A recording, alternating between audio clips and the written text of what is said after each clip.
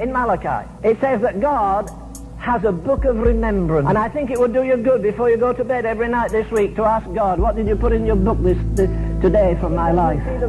Even as a believer, with all your works, they're either wood or hay or stubble or silver or gold or precious stones.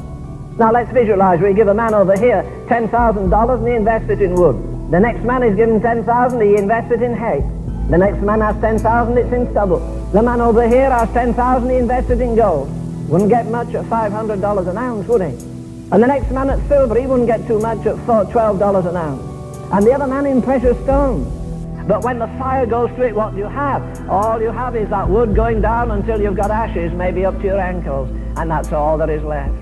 A man's life, all his ministry, it showed. Do you see the difference between the wood and the hay and the stubble and the silver and the gold and the precious stones? Wood, hay and stubble are above the ground. They catch the eye. Silver and gold and precious stones are below the ground. Nobody sees them. There's a lot of public ministry in that day that's going to go down in ashes, my brother. Every penny you earned since you became the property of Jesus Christ, you'll give an account of before God. Your life is wood.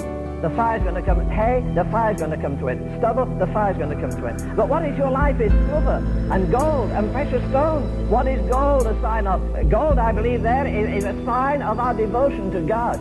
You wouldn't get much gold for $10,000 today. What happens when you burn gold? Nothing. All you do is change it from solid to liquid, but you don't reduce it. What's your devotional life this morning? Would you like Gabriel to hand me the book of your devotional life for the last month and read it to this fine audience? The gold is going to be tried to our devotional life. The silver, what is the silver?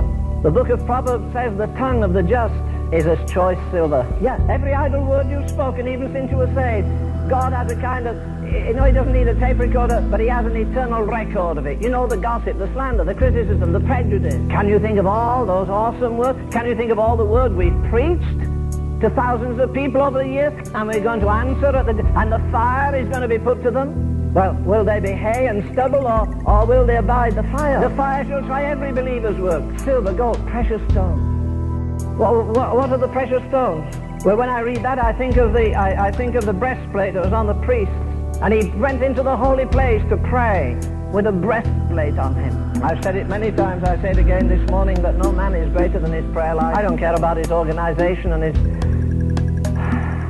Let me live with a man a while and share his prayer life, and I'll tell you how tall I think he is, or how majestic I think he is in God. I think again of a statement Dr. Tozer made to me once. He said, Len, you know what? He said, we'll hardly get our feet out of time into eternity and gaze on eternity before we bow our heads in shame and humiliation and say, my God, look at all the riches there were in Jesus Christ, and I've come to the judgment seat almost a pauper. For God has not merely given us Jesus Christ, he's given us all things. And because there isn't enough joy in the house of God, we need entertainment. Because entertainment is the devil's substitute for joy.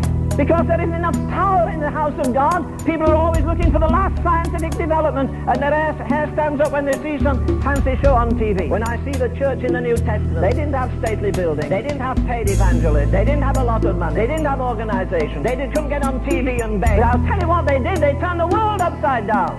And I'm embarrassed to be part of the Church of Jesus today, because I believe it's an embarrassment to a holy God. Most of our joy is clapping our hands and having a good time, and then afterwards we're talking all the drivel of the world. Can he share his sorrow with you? If you're going to get mature in God, all the dwarfs around you will criticize and sneer at you and say you're trying to be holier than the rest of us, huh? You'll discover this: the men who have been most heroic for God have been the men with the greatest devotional life. I preach out of my heart all I believe, and I die for it. But say, am I just a showman? What's my secret life like?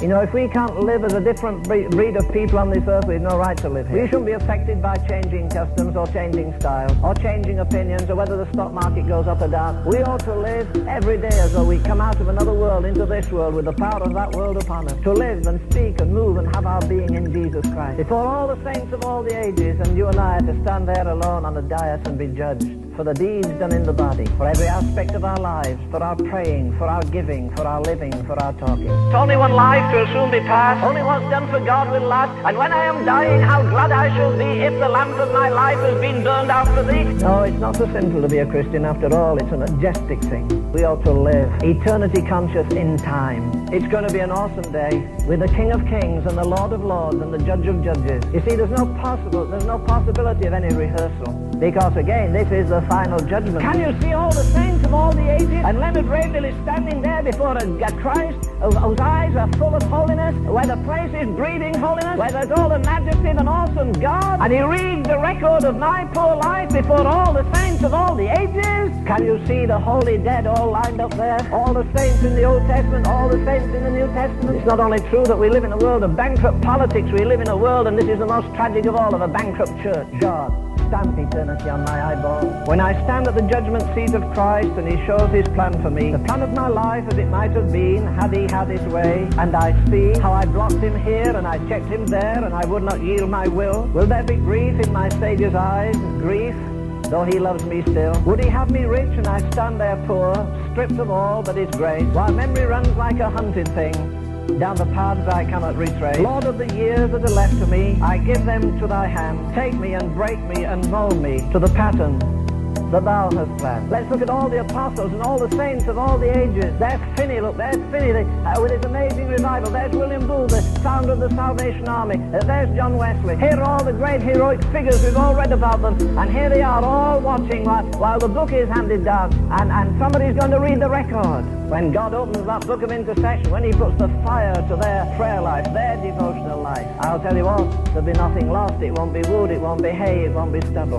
Not concerned about human opinion, not asking for more to spend prodigally on ourselves, but say, oh God, I want this life of mine adjusting so when I stand in your awesome presence, as James says, we shall not be ashamed at his appearing.